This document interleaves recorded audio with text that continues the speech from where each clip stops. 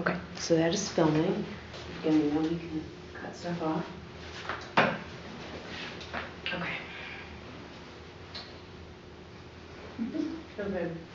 So I'm here with author Jerry Witkovsky, who has written The Grandest Love, Inspiring the Grandparent-Grandchild Connection. And one of the things we've been talking about lately is the whole idea of trust and what happens when a grandchild says, "Grandpa, don't tell my parents." And I know that you've changed your opinion about that. You used to say, absolutely not, I would never do it. But tell me, I understand you've changed a little bit on that lately. What's happened? I have changed my mind because when I speak at several places, people have asked me, why are you so firm? You're wrong. If a grandchild trusts you to bring a special issue to you, why don't you listen? And that's what made me think that my position was too firm and too hard.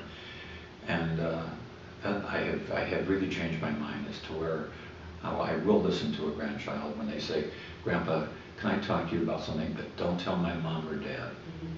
So how does that affect your relationship with your adult child, though? Because I know trust between you and your child is important. How do you sort of navigate that relationship then? I have never asked my adult children the question, if one of your kids comes to me and said, "Don't tell my mom or dad, what can I do?" I have never asked them.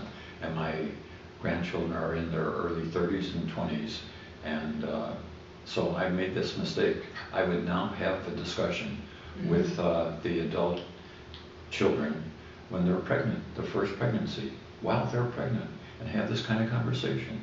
If Jimmy comes to me and said, "Grandpa, don't tell my mom or dad that," I want to know, can I have your permission to do that? Mm-hmm.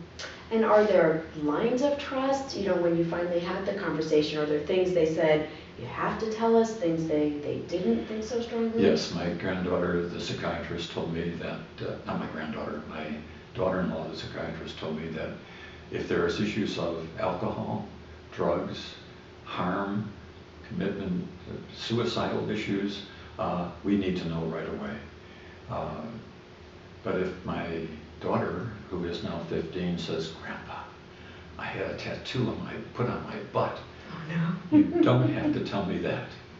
So I think I probably want to know about about the tattoo, but I guess that's the whole point of asking and having the conversation. How does it work with your grandchild? What if they are scared to tell their parents? How can you help? I would say to them, "I'm going to tell your parents that you were drinking at a party," but I will also say, "Why don't you tell them yourself? Mm-hmm. I want to understand, why don't you tell them?" And then I will help you strategize in a way that you can tell them. And if you want me to go with you when you talk to your parents, I'll be very happy to do that. But I want you to know that we have to create a time frame when you will tell them or bring me along to tell them. I will not wait more than, say, 24 hours. Mm-hmm.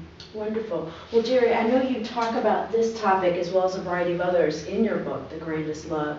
So I invite everyone to learn more at thegrandestlove.com, or also follow us on our blog, thegrandestlove.wordpress.com. Thanks so much for tuning in, and thanks, Jerry, for your great insights. Thank you very much.